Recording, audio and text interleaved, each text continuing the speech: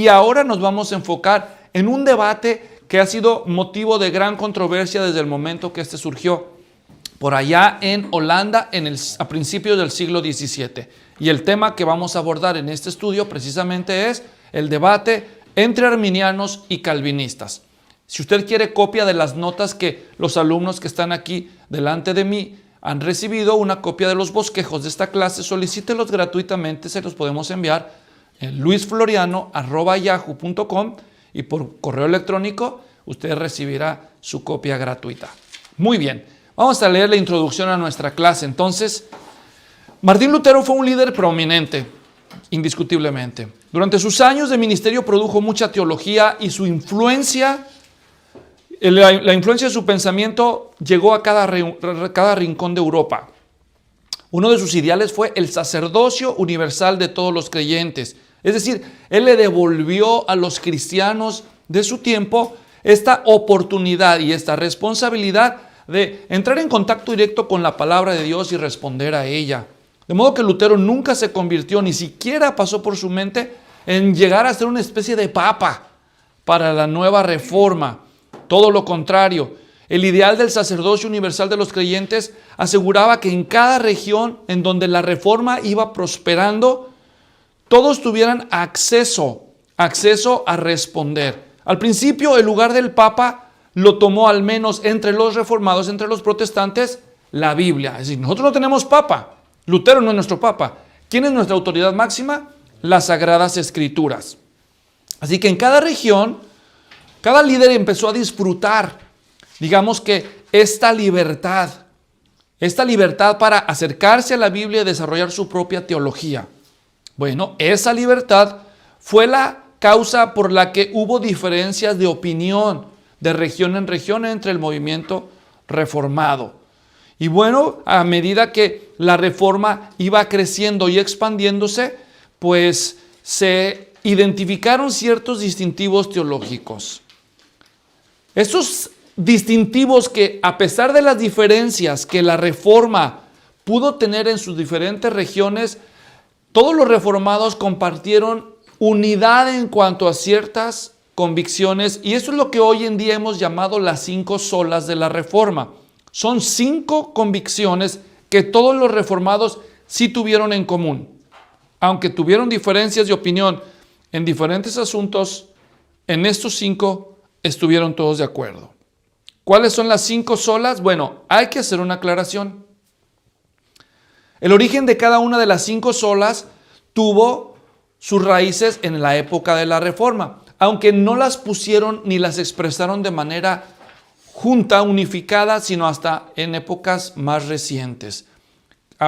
Se puede decir que hasta este último siglo cuando ya las han venido a identificar como las 5 solas de la Reforma. Eso no quita que eran grandes valores, grandes convicciones que ellos todos compartieron.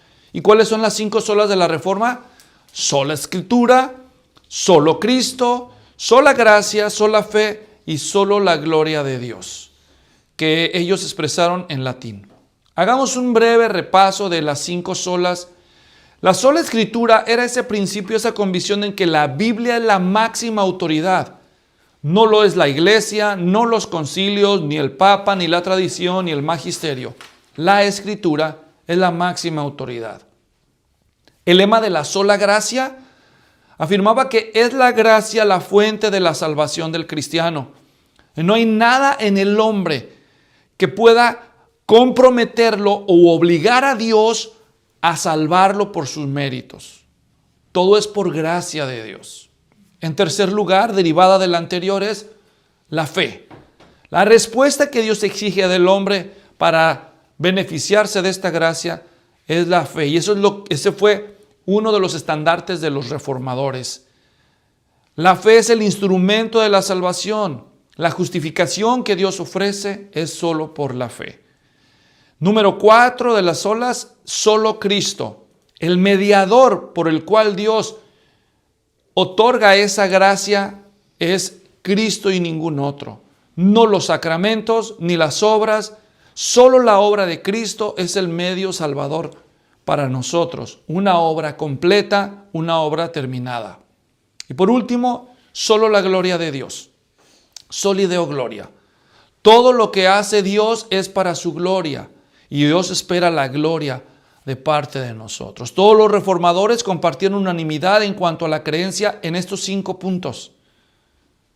Pero al cabo de unas décadas el movimiento reformado experimentó una controversia tan significativa que fue capaz de dividir teológicamente el universo reformado.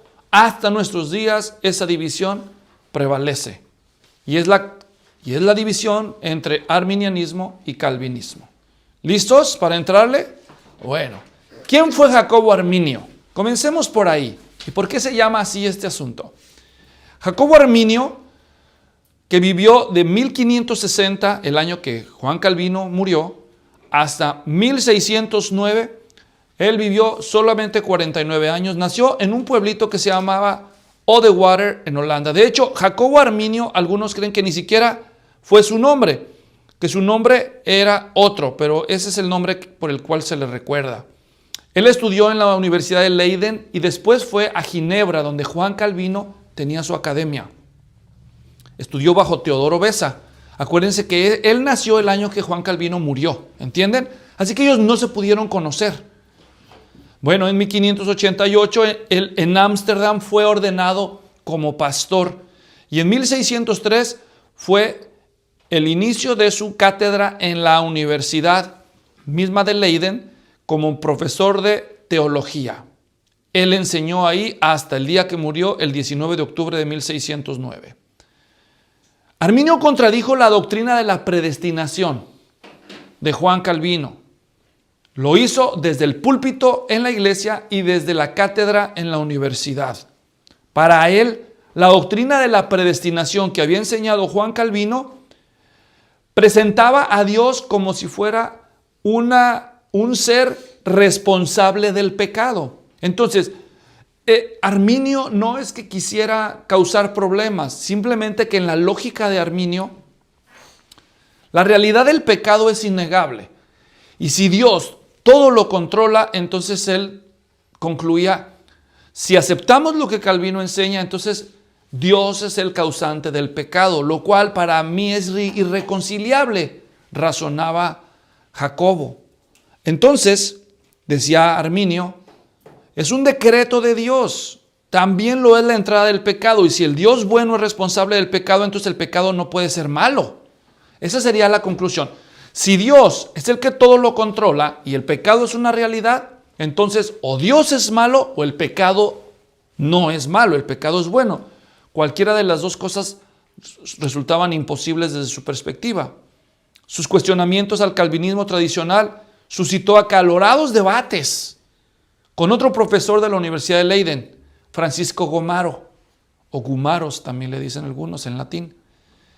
Él acusaba a Jacobo Arminio de ser un católico disfrazado, así decía él, lo cual era obviamente falso. Arminio sostenía las 5 solas de la Reforma, entonces él era reformado tanto como los demás.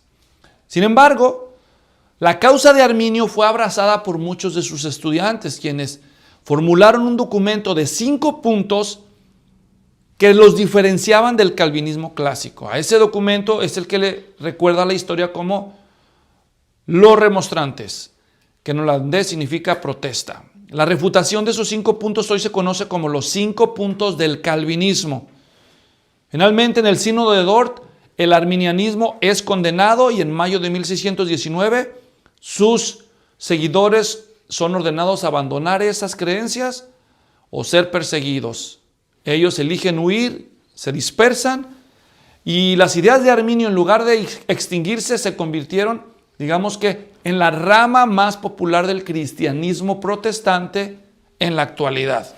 Bueno, entonces, algunos de los principales grupos que abrazaron la convicción arminiana fueron los menonitas holandeses y los primeros bautistas ingleses, Juan Smith y Tomás Elwes, que se hicieron llamar bautistas generales, así distinguiéndose de los bautistas particulares que eran completamente calvinistas, ¿ok?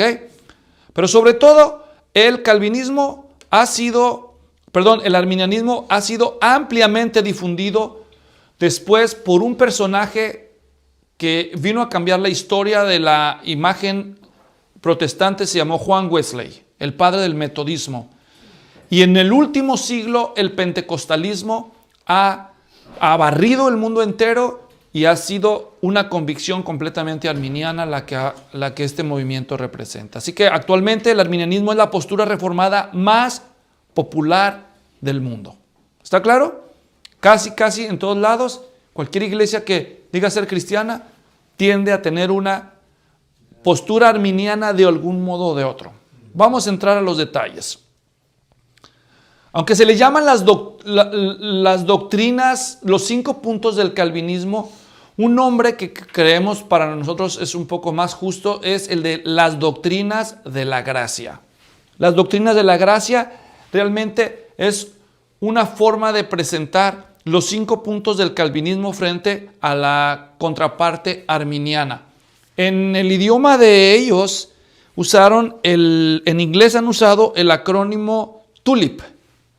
TULIP, que es la palabra tulipana en español, para resumir esos 5 puntos con cada una de las letras de la palabra TULIP en inglés, que es total depravity, que es depravación total, unconditional election, elección incondicional, limited atonement, que es expiación limitada, irresistible grace, gracia irresistible, y perseverance of the saints, que es la perseverancia de los santos. Ahora vamos a ver cada uno de esos en un poco más detalle. ¿Estamos listos para tratar de entender la polémica de este debate? Empezamos con el primero. La T de TULIP, que es total depravity en inglés, o en español es la depravación total, dicen algunos. Empezamos. El primero entonces de los puntos tiene que ver con la capacidad humana en relación con el tema de la salvación. El arminianismo hace énfasis en el asunto de el libre albedrío. Diga libre albedrío. Según esta perspectiva, la caída afectó a cada ser humano, pero ellos todavía pueden elegir libremente creer o no creer. Así que la perspectiva de Arminio es, aunque el pecado afectó al ser humano, no lo afectó de manera definitiva. El ser humano todavía tiene la libertad de creer o no creer para salvación. ¿Por qué? Porque Dios les concede a todos los seres humanos esa facultad mediante una obra de gracia universal. Es decir, Dios irradia, como el sol irradia el calor, una especie de potencia que baña a todos los seres humanos, dándoles el poder, valga la redundancia, para ser capaces de decidir si quieren creer o no creer la oferta del Evangelio. Todos los seres humanos tienen esa gracia, y a esa gracia le llama el arminianismo la gracia preveniente. Ahora, si ustedes han prestado atención, el arminianismo no fue el primero en usar ese concepto. La gracia preveniente es una doctrina católico-romana. El único problema es que el concepto de gracia preveniente no tiene registro bíblico. No hay ningún lugar en la Biblia donde se nos presente esto así en estos términos. Entonces, según esta perspectiva arminiana, la gracia preveniente potencia el libre albedrío humano, habilitándolo para decidir si cree o no cree cuando es expuesto al Evangelio. Por eso Gomaro decía que Arminio era un católico disfrazado. ¿Me entienden? Porque usó conceptos del catolicismo romano como la gracia preveniente. Por otro lado, la postura calvinista decía que el ser humano está bajo un daño irreversible por causa del pecado. Depravación total no significa que el ser humano siempre es un depravado moral. ¿Me entienden? Como puede malinterpretarse el concepto. Lo que quiere decir es que después de la caída de Adán y Eva, ningún ser humano conserva una capacidad autónoma que lo incline a favor de buscar a Dios. Esto es así porque cada ser humano está espiritualmente muerto. Arminio nos presenta un ser humano enfermo gravemente, pero la Biblia nos presenta un ser humano espiritualmente muerto y no enfermo. Ese es el problema. ¿Y qué puede hacer un muerto por sí mismo? Nada, es un incapaz de elegir o de ganar o de contribuir a su salvación. El libre albedrío humano, entonces, ¿no creen en el libre albedrío los calvinistas? Claro que sí, pero es un libre albedrío condicionado o perjudicado. Es decir, el libre albedrío en lo que respecta a la salvación solo estuvo vigente en Adán y Eva hasta antes de la caída, porque después de ellos el libre albedrío ha sido severamente perjudicado por causa de la naturaleza pecaminosa que ahora Adán y Eva tienen. O sea, dicho en otras palabras, es como si alguien dice, entonces, ¿no creen los calvinistas en el libre albedrío? Sí creemos en el libre albedrío, pero no en los términos absolutos que insisten en el catolicismo romano, en el arminianismo. Es decir, la naturaleza perjudicada de la raza humana por causa del pecado predispone el libre albedrío a siempre inclinarse en favor del mal. Como lo dijeran en algunos ejemplos anteriores, si nosotros tenemos por un lado miel y por otro lado basura, por un lado tenemos una flor y en otro lado tenemos desechos podridos, y aquí yo suelto una abeja y del otro lado suelto una mosca, lo más probable es que la mosca va a dirigirse hacia cierto tipo de alimento y la abeja a cierto tipo de alimento. Pero yo las suelto libres, ¿entienden? Así que les doy libertad, ¿sí o no? Sí, pero ahora su naturaleza las condiciona a ir en pos de aquello que más les gusta y les apasiona. Entonces, ¿a dónde va la mosca? A la basura. ¿Y a dónde va la abeja? ¿Pero por qué si son libres? ¿Que no puede la mosca ir sobre el néctar de la flor? Sí, pero no lo hace. ¿Por qué? Porque le gusta, por su naturaleza está condicionada a ir en pos de la basura. Y la abeja lo contrario. Esa es la forma en que explicamos el problema. El ser humano ha sido tan dañado por el pecado que cuando le da la elección entre creer y no creer, él, por naturaleza, siempre va a elegir no creer. Seguir su propio curso, una vida independiente de Dios. Esa es la postura, entonces, calvinista. Segundo tema de discusión, la elección de Dios. El arminianismo asegura que esa elección es condicional. O sea, el tema de la elección es innegable en las Sagradas Escrituras. Ustedes saben, si solamente hacen una búsqueda en su concordancia, ¿cuántas veces aparece la palabra elección, elegido, escogido? Van a encontrar muchas referencias bíblicas, así que es imposible negarlo, como algunos han querido, el tema de la elección. Entonces tienen que explicarlo de algún modo. Entonces el arminianismo aborda el tema de la elección como una elección condicional. La elección de Dios está condicionada por la decisión del hombre. Dios elige a los que Él sabe anticipadamente que creerán en el Evangelio. O sea, no es que el arminianismo niega la predestinación. La palabra predestinar se forma de dos conceptos. Destinar y la preposición pre. Es destinar anticipadamente. La predestinación es asignar por anticipado un destino a alguien. Y la pregunta que entonces, tanto arminianos como calvinistas creen en y predican la predestinación. ¿Está claro? La pregunta es ¿cómo lo explican? ¿Qué es el motor de la predestinación de Dios? Porque la Biblia menciona tanto las palabras predestinación como elección. ¿Entienden? Entonces, para el arminiano, lo que mueve a Dios para escoger anticipadamente a algunas personas es el conocimiento que Dios tiene anticipado de la decisión que habrán ellos de hacer algún día al ser expuestos al Evangelio. Como si Dios viajara en el tiempo y llegara al día en que usted va a ser expuesto al Evangelio. Y Dios es testigo de que usted va a aceptar, creer en el Evangelio, haciendo uso de su gracia previniente y su libre albedrío. Entonces, según esa perspectiva, usted en su libre albedrío elige creer en el Evangelio. Dios dice, sí va a creer. Entonces me regreso en mi conocimiento previo y digo, escojo a esta persona porque yo sé anticipadamente que ella va a creer. Esto se llama predestinación por presciencia. De ciencia significa conocimiento y pre significa anticipado. Por el conocimiento anticipado que Dios tiene de quienes habrán de creer, Él entonces los elige, según la perspectiva arminiana. De este modo, la predestinación es colectiva. ¿Qué significa colectivo? De muchos, de todos, ¿verdad? La predicción es colectiva. ¿Cómo que colectiva? Sí, mira.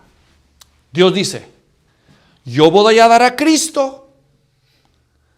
Todos los que oigan a Cristo y crean van a terminar siendo elegidos. Entonces, la predestinación no es individual. Yo predestino a Amada, yo predestino a Mario, yo predestino a Martín, yo predestino a Carolina. No. La predestinación desde el arminianismo es colectiva. Yo predestino a los que estén en Cristo. ¿Quiénes son esos? Ya veremos. ¿Entienden? Así que la predestinación bajo el arminianismo es colectiva en Cristo. Yo escojo a Cristo y el que escoja a Cristo entra. Cristo es el camión, el que se monta en el camión llega al destino. Así que la predestinación arminiana es colectiva en Cristo, no es individual de cada persona. ¿Y por qué? Bueno, ya vamos a ver por qué. Por otro lado, el calvinismo dice que la elección es incondicional. Ahora, ¿por qué es la elección condicional en el arminianismo? Porque depende de una condición. ¿Cuál condición?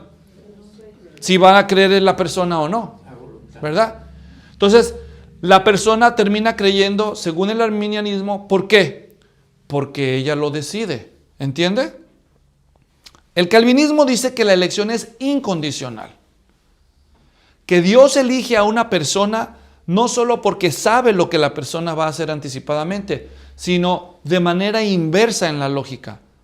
El calvinismo asegura que Dios sabe lo que la persona va a hacer anticipadamente porque Dios se va a encargar de que lo haga.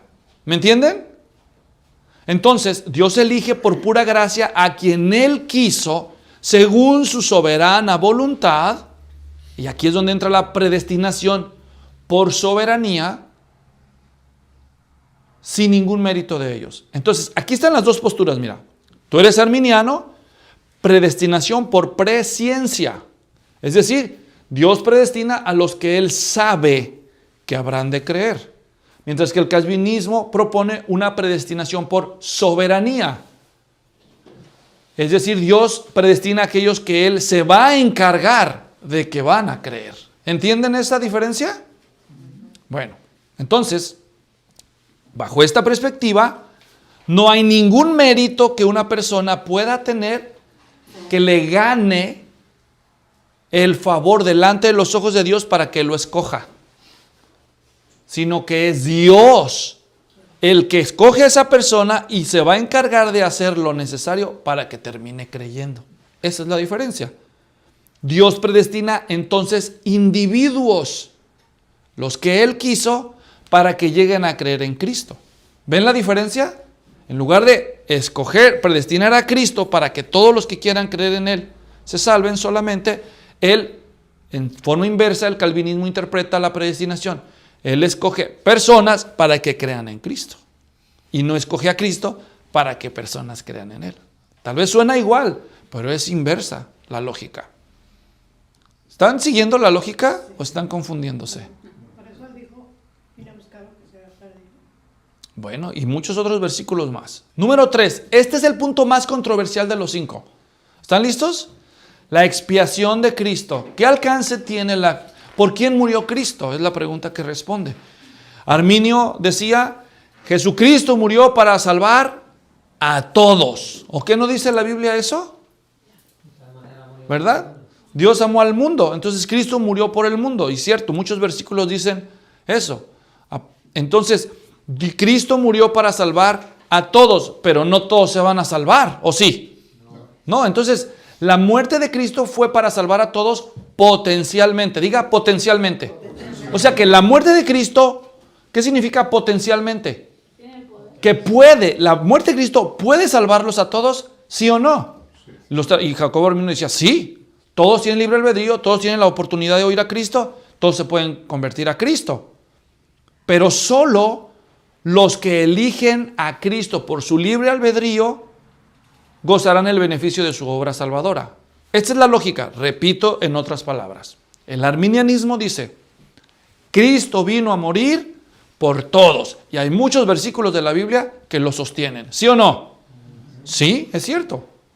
Entonces, si Cristo vino a morir por todos, la pregunta lógica es, ¿por qué no todos se salvaron? ¿O se salvaron todos?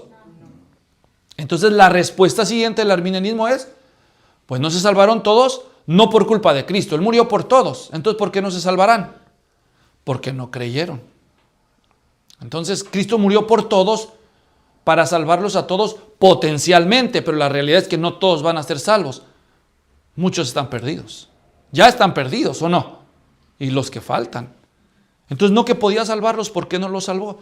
Porque ellos no quisieron, porque ellos no eligieron a Cristo. Así explica el arminianismo la lógica.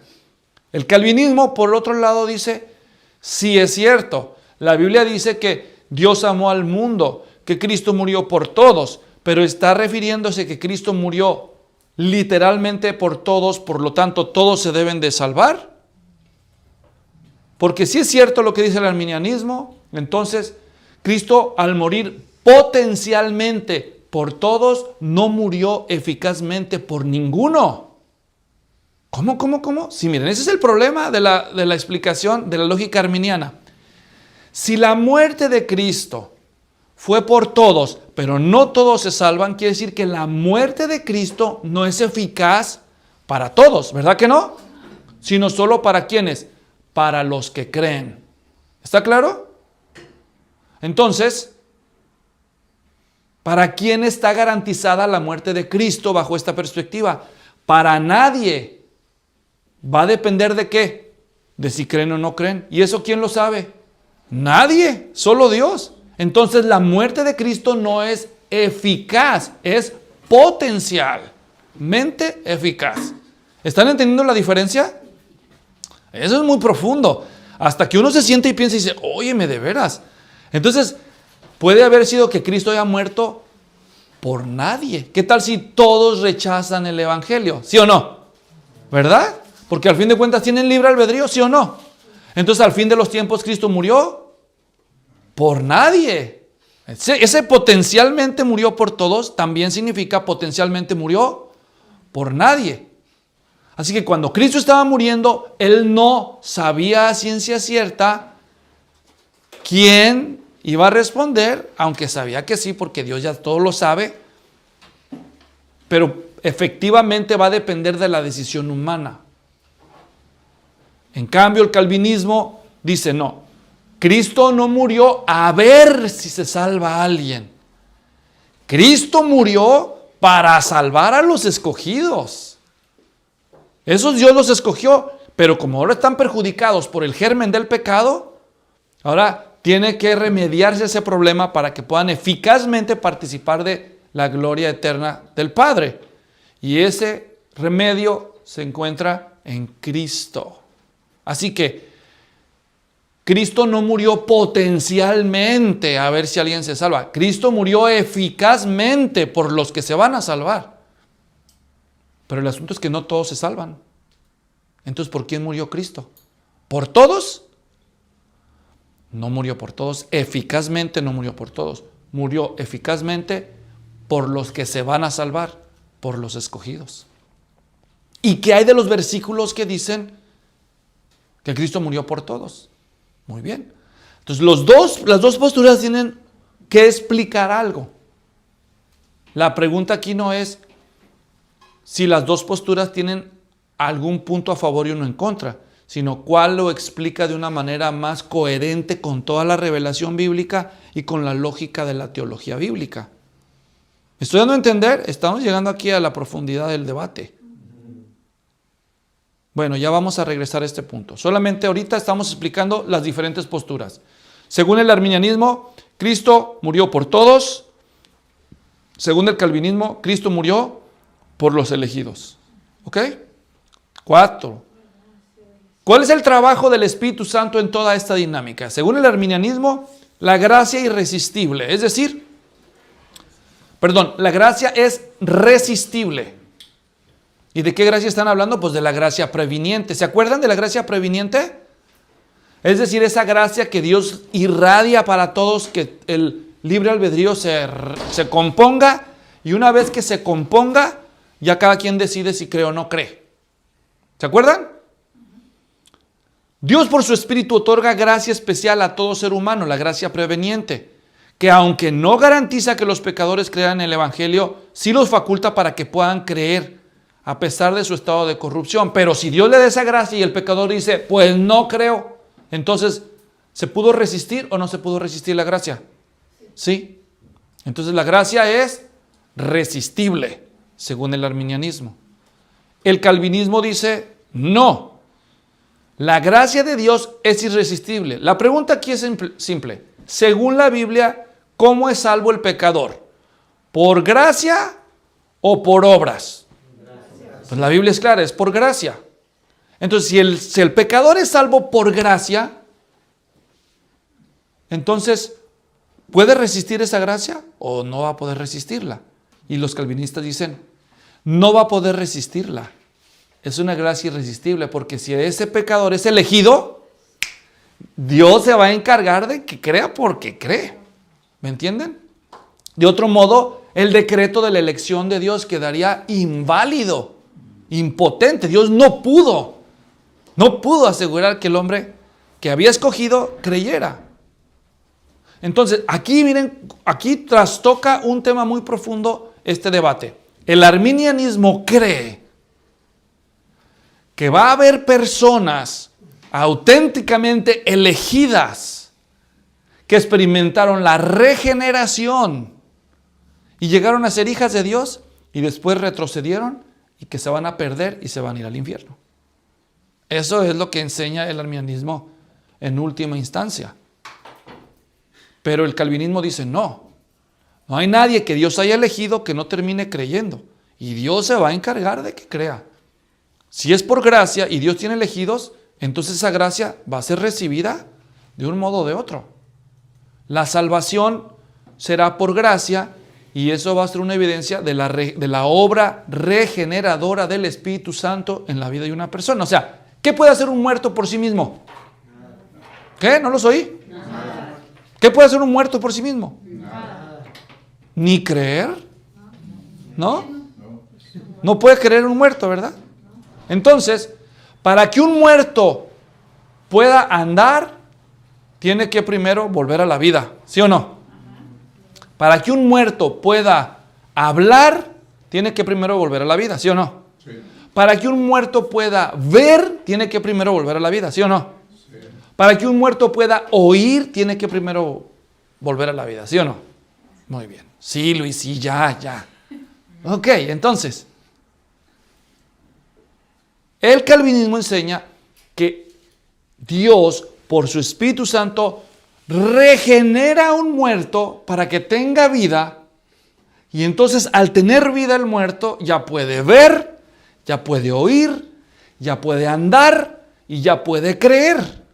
Entonces, ya para cuando una persona cree en el Evangelio, según el calvinismo, eso ya es evidencia de que la persona ya no está muerta, ya está viva, porque los muertos pueden creer. Y el pecador, ¿cómo está según la Biblia? Muerto. Entonces, la regeneración en el calvinismo precede a la conversión. La conversión es el acto de arrepentirse del pecado y creer en el Evangelio. La única forma en que un muerto puede arrepentirse y creer es si primero vuelve a la vida. Entonces el calvinismo dice, la regeneración es una obra soberana del Espíritu Santo, donde por gracia infunde vida al muerto, y entonces el muerto ya cuando puede ver, oír, hablar, creer y andar, él ya puede creer en el Evangelio. Por tanto, como Dios ya produjo esta nueva gracia, esta vida por esta obra de gracia, entonces está, digamos que, por la previa obra soberana de Dios, destinado a creer en el Evangelio. Y así cree, según la explicación calvinista de esos pasajes. Y por último, ¿cuál es el resultado? La salvación y la seguridad de esa salvación. El arminianismo dice, bueno, así como un hombre puede decidir creer por su propia iniciativa, también el hombre pecador puede decidir dejar de creer. ¿Sí o no? Sí. Entonces, ¿hay salvación para quiénes? Para los que creen. De tal manera amó Dios al mundo que ha dado a su Hijo unigénito para que todo aquel que en Él cree no se pierda. Entonces, ¿quiénes no se pierden según esos pasajes? Los que creen, sino que tienen vida eterna. ¿Y qué tal si dejan de creer? Entonces si dejan de creer, pierden la salvación. Entonces, mientras crean, son salvos. Y si dejan de creer, entonces pierden la salvación. Entonces, la perseverancia es condicional. Así como el hombre puede creer, puede dejar de creer, por lo tanto puede perder la gracia de la salvación. Mientras que el calvinismo dice, no, los salvos perseveran. O sea, ¿de qué depende la salvación según la postura calvinista? Completamente del poder de Dios. ¿Me entienden? Entonces, si Dios pudo darle vida a un muerto, ¿no podrá preservar a ese muerto en el camino de la fe? Sí, entonces el calvinismo explica que así como Dios provee la gracia inicial para regenerar al pecador, Dios también sigue proveyendo todos los medios para que estos santos escogidos, a pesar de que luchan con el pecado, con la tentación y con la tentación al pecado de la incredulidad, al final estos van a perseverar en la fe hasta el final. Y como la Biblia dice que el que persevere hasta el fin, ese será salvo, por su gracia Dios los va a preservar para que perseveren en la fe y demuestren que son salvos, pero no por su poder, sino por el poder de Dios.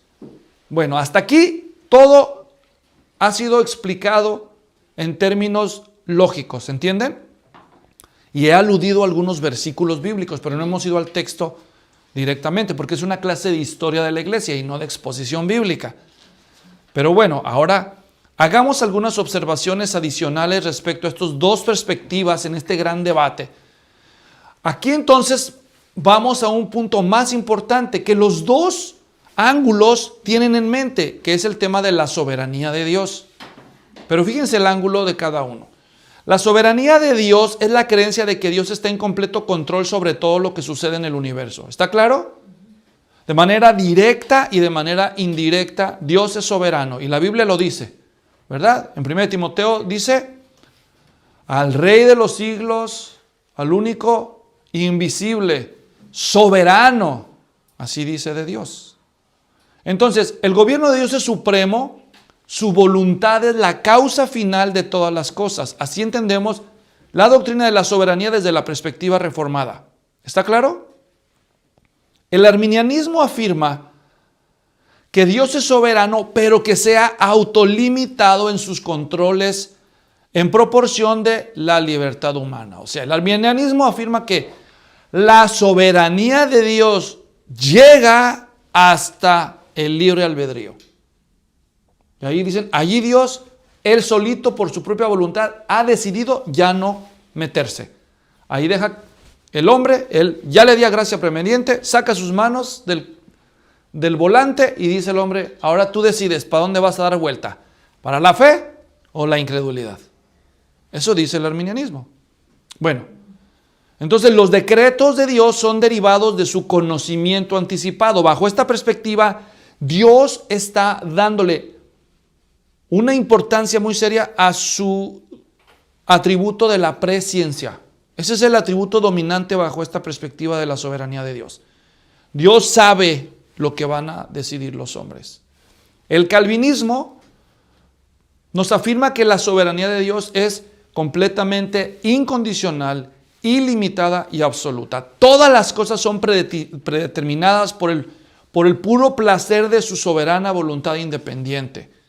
Dios sabe todo anticipadamente. ¿Y por qué lo sabe? Porque Él así lo dictó. Claro que lo sabe. Antes de que ustedes vinieran a esta clase, llegaron y este salón ya estaba arreglado, ¿sí o no? ¿Y por qué estaba arreglado? porque yo lo arreglé. Ah, ¿no tiene ayudantes? No, yo lo arreglé esta vez. Otras veces ustedes me ayudan. Y esta vez yo lo arreglé. Yo decidí dónde va cada silla y dónde se ponen las mesas. Antes que ustedes llegaron, ustedes nada más llegaron a ocuparse los lugares que yo ya había decidido que iban a ser ocupados. ¿Me entienden? Cuando ustedes llegaron, ya estaba todo eso decidido. Antes. Entonces, esa perspectiva ilustra más o menos la perspectiva calvinista. Las cosas que van a suceder porque Dios así las dictó anticipadamente. ¿Y qué nos hace diferentes esto, Luis, de los musulmanes que creen en un determinismo absoluto? Ya estaba escrito todo. Bueno, hay ciertas diferencias. Ahora vamos a hablar de las posturas intermedias. ¿Y qué tal? Dijo uno. Una vez escuché a un pastor muy popular. Tiene más de 100 iglesias bajo su liderazgo en América, en el mundo de habla hispana. Es un pastor muy escuchado. Y no es Alducin, ¿ok? Entonces, este señor dijo, yo no soy ni arminiano, ni calvinista, sino en un punto intermedio, dijo él.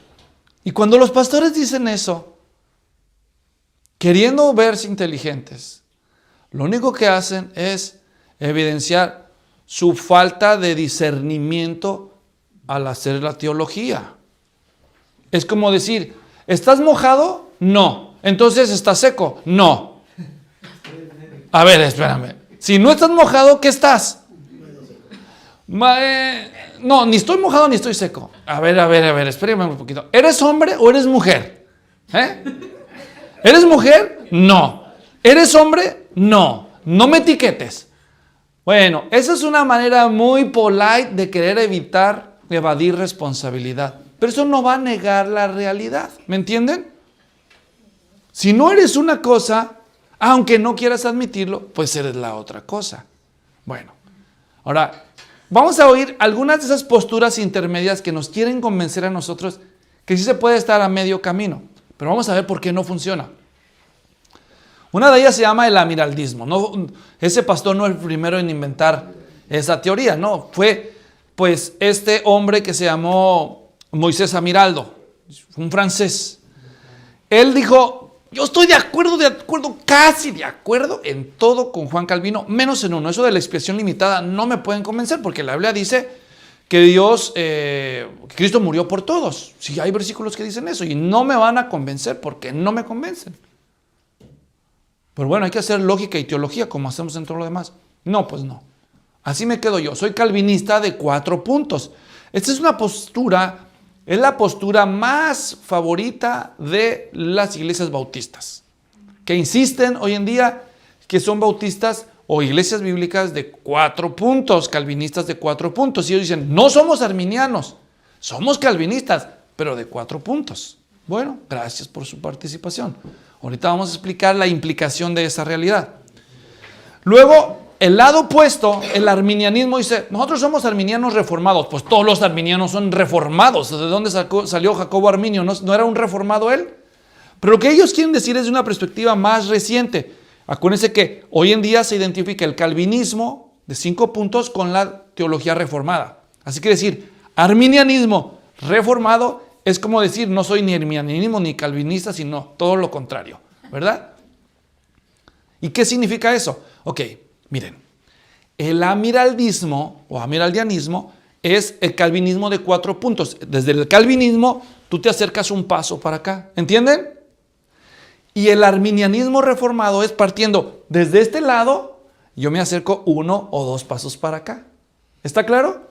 El paso que les gusta a los arminianos reformados es la seguridad de la salvación. Mientras a los calvinistas de 4 puntos es la expiación ilimitada. ¿Ok? Entonces ellos dicen, no, creo en todo lo demás, pero no se pierde la salvación. Y estos dicen, creo en todo menos en la expiación limitada. Bueno, en pocas palabras sencillas así. Ahora, algunos arminianos y calvinistas sobresalientes, porque no fueron ni Francisco Gomaro ni Jacobo Arminio los únicos obviamente que han creído esto. Y después de eso ya mencionamos a varios. Algunos de los más famosos arminianos: John Wesley, arminiano hasta la médula. Francis Asbury, otro. Carlos Finney, uno de los padres de los grandes avivamientos del segundo gran despertar. Ya hablaremos de eso en una clase más adelante. William Booth, el padre del ejército de salvación de esa familia de iglesias, también. Más recientemente, A.W. Tozer, un escritor prolífico que habló mucho acerca de la persona de Dios. Leonardo Ravenhill, que es un expositor que ya tiene unos años de fallecido, que puso mucho énfasis en el avivamiento, en la santificación. David Wilkerson, otro predicador muy famoso, y actualmente todavía con vida. Proponentes firmemente defensores de esta postura están los doctores, por ejemplo, Ben Witherington III, que es profesor en un seminario aquí en Estados Unidos, y también Roger Olson, que es otro doctor, un teólogo en una universidad cristiana aquí en Estados Unidos y en el seminario de esa universidad cristiana. Bautista, por cierto, Bautista, el doctor Olson, ¿ok? Bueno, y entre los calvinistas renombrados se pueden mencionar el famoso Jonathan Edwards, George Whitefield, que vivió en la misma época de John Wesley. Los dos predicaban y los dos tuvieron un gran impacto, pero este era calvinista y el otro era arminiano. Carlos Spurgeon, el príncipe de los predicadores, y más recientemente Martin Lloyd-Jones, Jay Packer, el doctor James Kennedy, que fue, digamos que, el diseñador de toda la estrategia de evangelismo explosivo, que ha ganado miles y millones de personas para Cristo en todo el mundo. Chuck Colson, el ministerio de las cárceles. R.C. Sproul, que ya murió hace pocos años. John MacArthur, que aún vive. John Piper. Albert Mohler, el presidente del seminario bautista de Kentucky. Mark Dever. Y bueno, aquí la lista puede seguir. ¿Ok? ¿Y usted qué piensa? Han de decir ustedes, ¿no? ¿Y usted qué piensa? Bueno, yo lo que creo es que el calvinismo sigue teniendo una postura más bíblica que el arminianismo. Y voy a explicar por qué, lo más rápido que pueda, ¿ok? Ya lo dijimos, la Biblia nunca presenta a un ser humano con un libre albedrío intacto. A partir de la caída, la Biblia nos presenta que el ser humano está incapacitado de escoger a Dios. No porque no pueda, sino porque no quiere. ¿Me doy a entender? No quiere, el hombre está perjudicado en su naturaleza. La naturaleza del ser humano es enemistad con Dios. Toda vez que el hombre manifiesta actitudes morales y religiosas, incluso personas que parecen tener una inclinación a favor del cristianismo, sus inclinaciones para con Dios no es según los estándares y las descripciones que Dios hace de sí mismo en las Sagradas Escrituras, sino en imágenes que se hacen de Dios a su propia conveniencia. Personas que tienen que resistirse a la presentación que nos dan las Sagradas Escrituras de Dios y hacen una versión acomodada de Dios que les guste a ellos. Entonces, además las Escrituras hablan y demuestran a través de cantidad de referencias bíblicas que el ser humano es corrupto, está perdido y su inclinación, ¿se acuerdan? Simplemente por aludir a algunas de ellas. Génesis 6:4 dice que vio Dios que todo designio de los pensamientos del corazón de ellos era de continuo solamente el mal. Y si lo dudas, solo ten hijos y verás. Ten un hijo y espérate. Y después que veas lo que empieza a suceder con esa criaturita, dices, ¿pero de dónde sacó eso si yo no le enseñé? ¿Quién le enseñó a mentir? ¿Quién lo enseñó a decir no cuando él tiene las manos todas manchadas, verdad? ¿Quién hizo eso? ¿Fuiste tú? No, desde chiquito mentiroso. Todavía no habla, pero ya dice que no, ¿verdad? ¿De dónde saca eso? Y eso solo es el principio. Agárrate tantito, deja que crezcan. Entre más crecen, más se van a parecer a ti, ¿verdad? Entonces, ¿cómo te explicas? ¿Qué esperanza tiene el hombre? Segundo, no hay ni un solo registro en la Biblia de la gracia preveniente. ¿Dónde? ¿Cómo lo explicas? Los teólogos reformados llamamos gracia común a todos los dones que Dios concede a todos los seres humanos. Pero la gracia común no es lo mismo que la gracia preveniente. La gracia común es la bondad de Dios derramada sobre la raza humana. La gracia preveniente es una energía que mueve el alma para hacerla capaz de elegir la gracia si así quiere. Bueno, lo que sí vemos es que en ningún lugar de la Escritura se menciona esa palabra preveniente, que es una especie de presalvación. 3. Las implicaciones en la doctrina de la salvación desde la perspectiva arminiana nos parecen antibíblicas. Y voy a explicar por qué. Por ejemplo, miren esto, solo piensen en esto. ¿No nos presenta la Sagrada Escritura claramente la doctrina de la regeneración? ¿No habla la Biblia de regeneración? ¿Del nuevo nacimiento? ¿Sí? ¿Justificación? ¿Sí? ¿Adopción? ¿Santificación? Y me refiero a una santificación posicional. Ya habéis sido santificados. En 1 Corintios 6:11 dice, pero esto erais, ya habéis sido santificados. Se les dice a los corintios que eran muy inmorales, y se les dice que santos y fieles en Cristo en el capítulo 1. Entonces, santificación, ya dije, regeneración, justificación, adopción, santificación posicional. ¿La Biblia no habla del sello del Espíritu? Sí. ¿La morada del Espíritu? Sí. ¿Los dones del Espíritu? Ahora, ¿qué tienen en común todas estas doctrinas claramente reveladas en la Escritura? Que tanto arminianos como calvinistas aceptan. Que la Escritura invariablemente deja ver que todas ellas son obras irreversibles. Diga irreversible. O sea que una vez que una persona experimenta regeneración en la Biblia, no hay ningún registro bíblico que diga que la persona puede desregenerarse. ¿Verdad que no?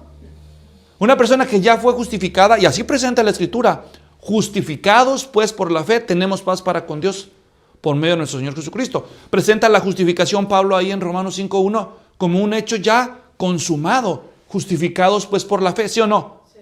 Entonces, si la justificación es un hecho irreversible y una persona termina perdiéndose, entonces ¿era un hecho irreversible o no? Ahora tenemos entonces en el infierno personas auténticamente regeneradas, justificadas, adoptivas como hijos de Dios, posicionalmente santificadas, con el sello del Espíritu, que se fueron al infierno. Entonces, ¿cómo te ayudo, Jacobo Arminio? ¿Cómo? A ver, explícame eso. Y una vez que estuve sentado hace mucho, ahora que estábamos buscando edificio para la iglesia en Stockton, visité algunas y en una de esas, un pastor arminiano me recibió y me dijo, me gustaría invitarte, pero es que aquí somos arminianos. Le dije, no, pues ahí sí, no me van a convencer. Le dije, más bien ustedes se hacen calvinistas, o sea, diciendo, este viene a decirnos en nuestra propia casa. Y yo le pregunté esto al pastor. Le dije, a ver, pastor, ¿usted de veras cree que una persona va a experimentar regeneración y justificación y después de eso se puede perder? Entonces vamos a tener personas auténticamente regeneradas en el infierno. Eso es lo que usted me quiere convencer a mí. ¿Cómo me convence con la Biblia? No me respondió, obviamente. Estoy hablando de un pastor americano. ¿Entienden? Lo que hacen es ir a otros pasajes, pero se va de abordar esa pregunta, que es una pregunta legítima. Entonces, la teología arminiana conlleva implicaciones contradictorias para la coherencia de la teología sistemática bíblica. Entonces, ¿cómo respondemos a preguntas como esta? 4. También las implicaciones de la teología propia. ¿Qué es la teología propia? La doctrina de Dios. ¿Entienden? Respecto a la doctrina de Dios, así como nos los presenta el arminianismo, tiene más complicaciones que soluciones. O sea, si la soberanía de Dios solo es por presciencia y la predestinación solo es colectiva, entonces, ¿para qué hay elección? Piensen en esto. Si Dios elige a los que sabe que habrán de creer, ¿para qué se preocupa para elegirlos? ¿O no? ¿Para qué elegir algo que Él no puede ejercer hasta que sepa qué va a decidir Él? En realidad, entonces, ¿quién es el que decidió? ¿El hombre o Él? Entonces, por definición, es una contradicción semántica decir elección, pero el que elige es Él. ¿Entienden? No se puede sostener la doctrina de la elección bajo una perspectiva como esa. Si solo Dios elige por lo que sabe anticipadamente, entonces Dios no es el soberano. ¿Quién es el que tomó la última decisión? el hombre, ¿verdad? El hombre no fue Dios. En tal cosa fue el designio de la voluntad de ¿quién? ¿Del hombre o de Dios? En última instancia, del hombre. ¿Pero qué dice Efesios? Pasajes como Efesios 1:5. A ver, ¿alguien tiene la Biblia? Ya que la trajeron, ábranla. Efesios 1:5, alguien que lea fuerte y claro. Sí, pero ¿por qué? Ahí dice el texto. ¿Según la voluntad de quién? Efesios 1:5, a ver, lea fuerte y claro. En amor, habiéndonos predestinado para ser adoptados hijos suyos por medio de Jesucristo, según el puro efecto de su voluntad. De su voluntad, ¿la voluntad de quién? Entonces Dios eligió y predestinó según el afecto de la voluntad de quién, del hombre que se convierte o de él. Versículo 11, ahí mismo. En él asimismo tuvimos herencia, habiendo sido predestinados conforme al propósito del que hace todas las cosas según el designio de su voluntad. Hace todas las cosas según el designio de la voluntad de quién. ¿De él o del hombre? En Juan 1:12 y 13 dice la escritura, mas a todos los que creyeron, a todos los que le recibieron, a los que creen en su nombre, les dio autoridad de ser hechos hijos de Dios. Entonces, ¿por qué se echa hija de Dios una persona según ese pasaje? Porque reciben a Cristo, porque creen en su nombre, ¿está claro?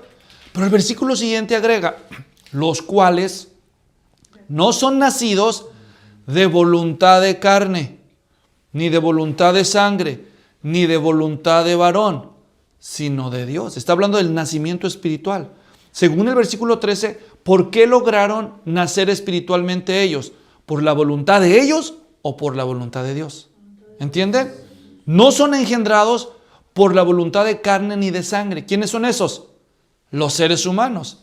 Sino por la voluntad de ¿quién? De Dios. Entonces, señor arminiano, explíqueme ese versículo. Explíqueme ese versículo, ¿verdad?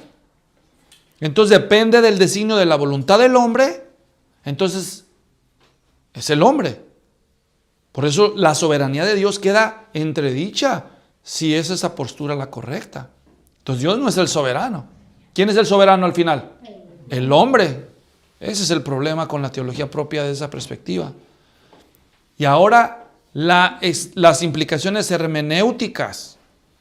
Entonces, te topas con pasajes como el de Romanos 9, donde habla claramente que Dios amó a Jacob y a Esaú aborrecí. ¿No fueron individuos esto? ¿No es una elección individual de individuos aquí? Sí.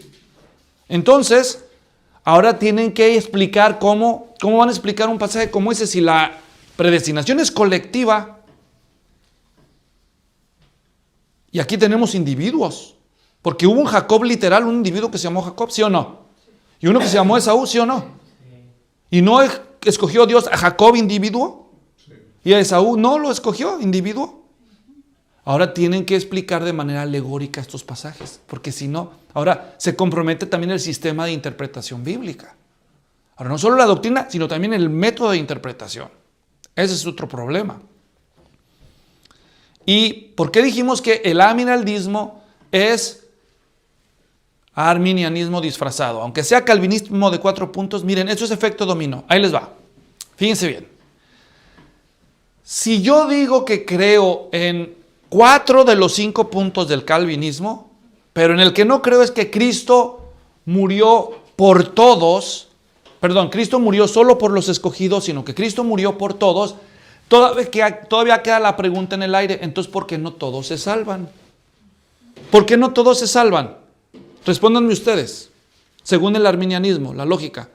Si Cristo murió por todos, ¿por qué no todos se salvan? ¿Por qué no? Según el arminianismo. Porque no todos creen. Y entonces sigamos esa lógica. Tú empezaste, ¿no? Con esa lógica, entonces yo le sigo. Entonces, ¿por qué no todos creen? Según el arminianismo. Pues porque no quieren. Entonces yo voy y le pregunto, ¿y por qué no quieren? O no quieren o no pueden. No, pues no quieren. No quieren. Entonces, pero sí pueden. Sí pueden, pero no quieren. Bueno. Entonces, ¿cómo explicas eso de que estaban muertos en sus delitos y pecados? ¿Pueden o no pueden? Porque la mente carnal no quiere ni puede agradar a Dios. Eso dice la Biblia en Romanos 8:7, ¿no? No solo no quiere, ni tampoco puede. Bueno, sí, no puede, mientras no reciba la gracia preveniente. Pero cuando recibe la gracia preveniente, allí ya puede. No más que, ¿dónde está la gracia preveniente en la Biblia? ¿Dónde está? ¿De dónde salió esa gracia preveniente? Y ya se atascó el asunto, porque de ahí ya no van a salir. Ellos a que sí puede y nosotros a que no puede. No más que hay una diferencia. Nosotros tenemos versículos, ¿verdad?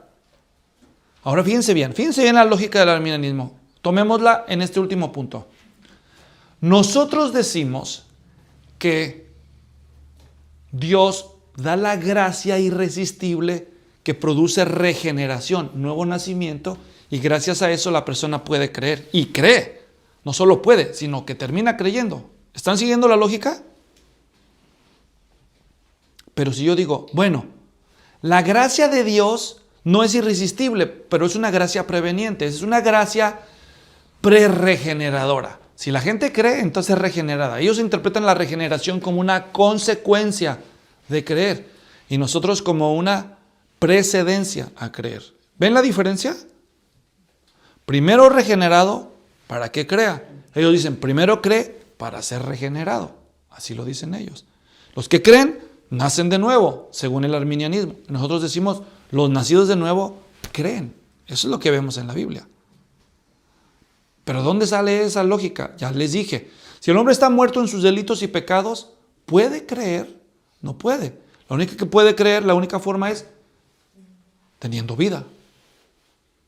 ¿Verdad? Él os dio vida a vosotros cuando estaban muertos en delitos y pecados. No dice que ellos producieron la vida en sí mismos. Dice el texto de Efesios 2, 4 y 5 que Él, ¿quién es Él? Dios, les da vida a ustedes cuando estaban muertos sin delitos y pecados. Y entonces dice, por gracia sois salvos. Porque por gracia sois salvos por medio de la fe. Y esto no de vosotros. La pregunta es, ¿qué es esto? La palabra esto, ¿qué es? Por gracia son salvos por medio de la fe. Esto no es de vosotros, es don de Dios. ¿Qué es el don de Dios? Aquí solo hay dos maneras de interpretarlo. Esto se refiere a la fe, o esto se refiere a la gracia, o esto se refiere a las dos. ¿Me entienden? Si esto se refiere a la gracia, o sea, que esto es un don de Dios, la gracia es un don de Dios. ¿No es la gracia un don de Dios? Sí. Entonces está mal traducido el versículo, porque en lugar de que dijera, esto es un don de Dios, debería de haber dicho, aquello es un don de Dios, porque es un adjetivo relativo lejano. Si la gracia, por gracia, son salvos por medio de la fe, esto es un don de Dios, eso hace referencia al último elemento, que es fe, no puede referirse a la gracia, ¿entienden? Le hubiera dicho, aquello es un don de Dios, esto es una responsabilidad humana. Pero no dice eso. O esto se refiere a fe, que no le conviene al arminiano porque está diciendo, ¿de dónde viene la fe del hombre? ¿Del hombre o de Dios? Esto es un don de Dios, entonces no puede referirse a la fe. Tiene que referirse a la gracia, dice el arminiano. El problema es que dice esto, tanto en griego como en español. Peor tantito en español, peor tantito en griego. Gracia en griego se dice charis, que es femenino. Y fe en griego se dice pistis, que es femenino. Igual que en español, la gracia, la fe. Entonces, si dijera que es solo la fe, diría, esta es un don de Dios, pero no dice esta, ¿verdad que no? No se puede referir ni a la gracia ni a la fe, estrictamente hablando, usando la gramática, porque en griego es más preciso. Aquí no dice un esto, no dice esta, ni estas, dice esto, así dice, en neutro. Y cuando se usa el neutro, es para agrupar todo un evento, tanto la gracia como la fe, eso, todo ese paquete es un don de Dios. En pocas palabras, Esto es echarle la soga al cuello al arminianismo. Porque este versículo está diciendo que la fe no es resultado de mi autónoma voluntad, sino que hasta la fe salvadora es un don de Dios. ¿Entienden?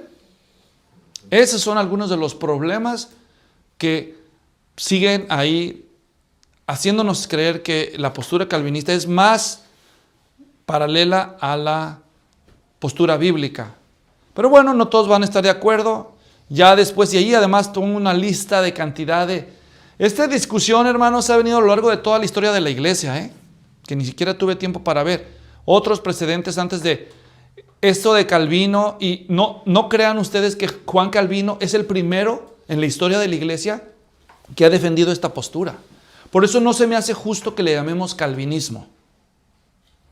Muchos teólogos a lo largo de la iglesia, desde tan temprano, antes que el mismo Agustín, el apóstol Pablo, y a lo largo de la historia de la iglesia, yo aquí puse en las notas una cantidad de personajes de la historia de la iglesia antes de Juan Calvino, enseñaron lo que Juan Calvino enseñó. Así que eso no fue una novedad de Juan Calvino. ¿Me doy a entender? Hasta el mismo Lutero creía lo mismo que Juan Calvino en este tema. Pero, pues hoy en día se quiere ignorar la historia de la iglesia. Sea como sea, si usted quiere seguir siendo arminiano, no se preocupe. A mí ni me afecta ni me beneficia, ¿verdad? Usted está en toda libertad. Pero yo solamente estoy tratando de ser más coherente como entiendo las Escrituras de una manera completa. Así que casi hemos llegado a nuestro estudio de la Reforma a su etapa final. Solo nos resta conocer en el último capítulo algunos de los movimientos que surgieron de la Reforma que se distinguieron de manera muy peculiar, y ese va a ser pues el tema del capítulo siguiente en nuestro estudio de la historia, resumen de la historia de la iglesia de la iglesia moderna en el periodo de la Reforma, y ahí nos vamos a ver en el siguiente estudio.